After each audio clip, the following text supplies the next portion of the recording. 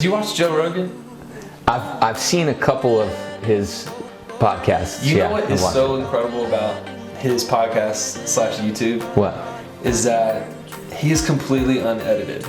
Yeah. Like the man does a ton of research on the front end. Yeah. But he does like he literally, his intro is 3, 2, 1, and we're live. Are we live? We're live. Awesome. All right. And then the camera clicks on, and there he is with his guest. It's like there's no intro. There's no editing. There's nothing. He does all his own stuff, and he doesn't know how to edit, so he just is like post.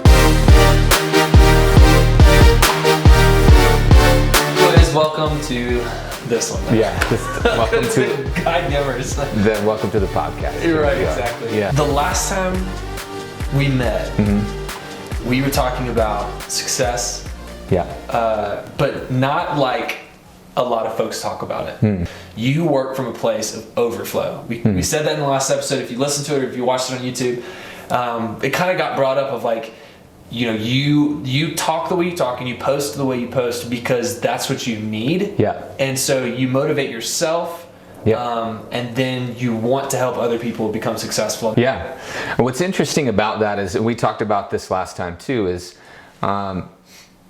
I love sitting down and having conversations like this because things about me get revealed through that. So some of the things that you're saying are things that I've never really even considered or thought about. And that was kind of the reason why I came to the place of I'm having a lot of one-on-one conversations with people recently where they're saying this information is good. The information that you hold is so powerful. You should be sharing it with other people, not just keeping it to yourself. And realizing, well, that's kind of who I am already. Why am I not doing that? Especially if people are telling me I should be doing that. Yeah. And so kind of hearing some of that and recognizing the value of being able to hear and able to listen when someone's speaking, right? So that's important. And so from what you're talking about in terms of how my faith and how my business work together and where those are separate and where those intersect, you know, for me, being able to put people at the center of my business and everything come out of that has been the difference in what I do from what other people do. And I have the ability to do that in the business that I'm in because I don't have a tangible product necessarily. I don't have to do inventory on the stuff that I own, you know, what's coming in and what's going out. Really, it's around relationships. And I think that's why, honestly, I think why this business has been good to me is that I believe in relationship. I believe in pouring into people, especially if you're consuming a lot. You need to be sharing that with others. You need to be connecting with others. You need to have a relationship with others. It's something that I talk about a lot. I have a tight group of friends that we meet weekly to study the Bible together. And when I'm talking to other people on a weekly basis, I'm like, what does your core group look like? You know, who is it that's pouring into you, and who are you pouring into?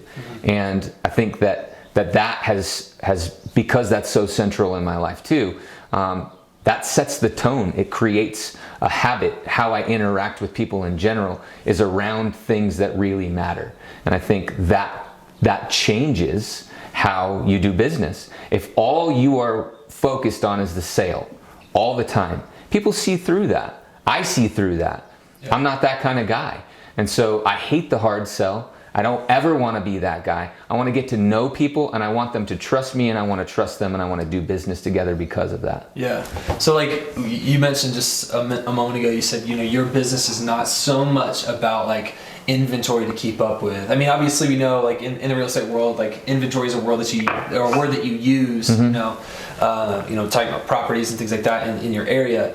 But, you know, the majority of businesses, you know, so in a marketing world, like I come from a marketing world, like the whole idea is to promote what you have that somebody else needs. Yeah. You know, in this success motivation world, you know, where you have all kinds of speakers, all kinds of, you know, self-proclaimed gurus, and then people who are actually really talented and gifted with that. Sure.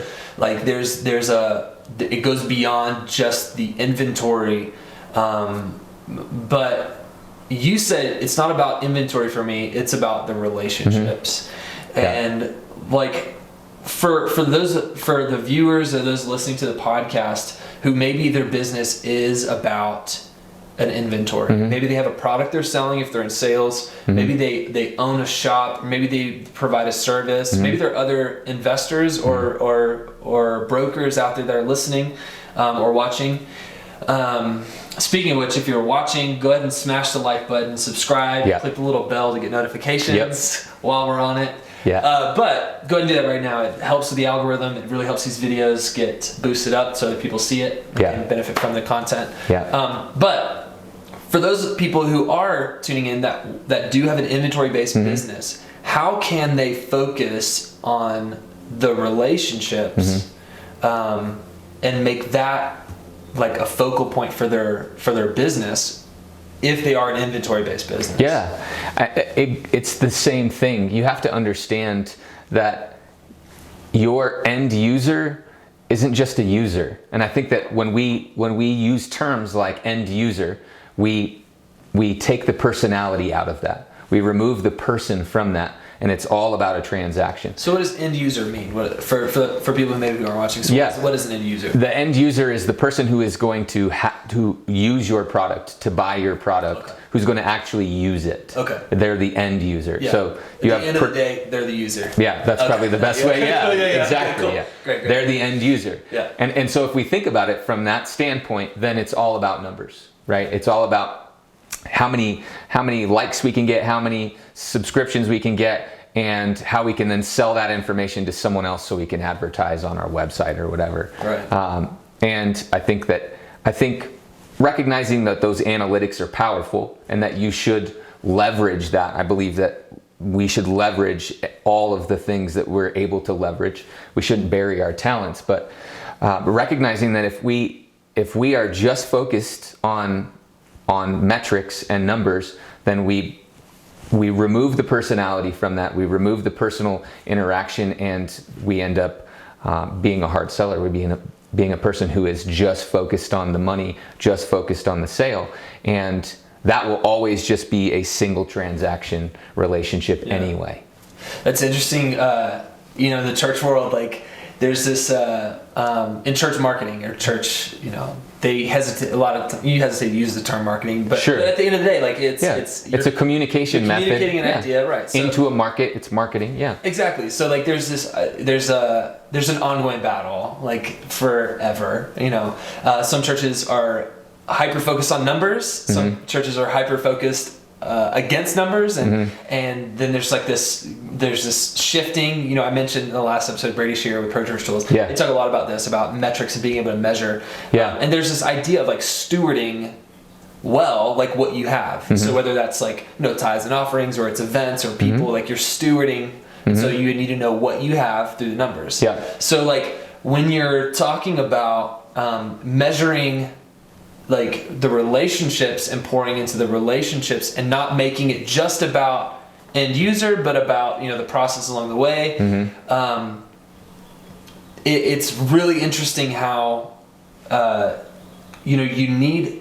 There's this phrase in that whole world that's like I think it was New Spring Church in South Carolina that's where I first heard of this. As they said, every number has a name, every name has a story, and every story matters to God. And it sounds like you've really shifted, like you've really like taken that concept to the workplace and saying like every person has a name, and every name has a story, and every story matters not only to God, in the way that you treat them, but also matters in like inherently. Like they matter within themselves, self-contained, whether they buy from you, invest with you, or anything, they still matter. And so like talk about how that affects when you're going into a meeting with a new person or potential tenant, potential investor, like what does that look like for you to keep their story in mind, keep their name in mind, in how you actually conduct business with them? So I think you kind of said something that I want to touch on real quick, and we talked about this a bit off camera earlier, but I think it's important to recognize that we can set goals and we can have metrics, and we can recognize that behind every number is a name, and behind every name is a heart, and those things. And I think that's true, and God cares about every story. Agreed. Very, very important stuff.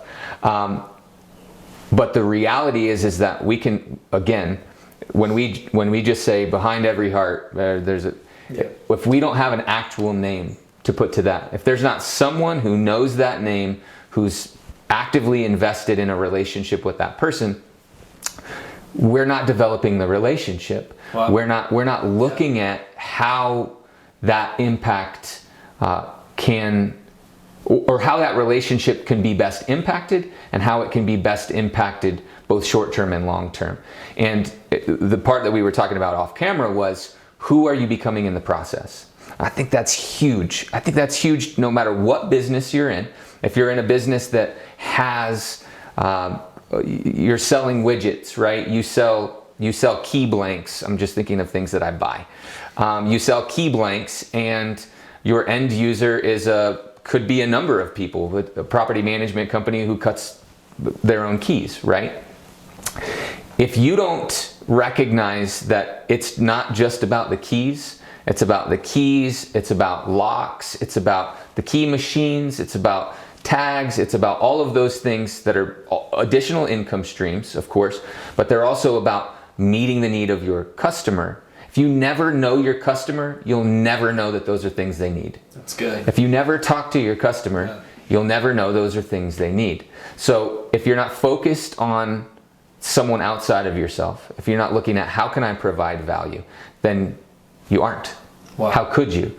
And so that's how you have to shift your focus, is from how can I make money to how can I get to know people? How can I build relationships? Who am I becoming in the process of developing my business? Am I a person who's about people, or am I a person who's about products? And that's one of our culture axioms, is we're people over properties, we're people over profits. And that's because we are focused on our relationships, whether they're internal or external. That's what's at the center of our business.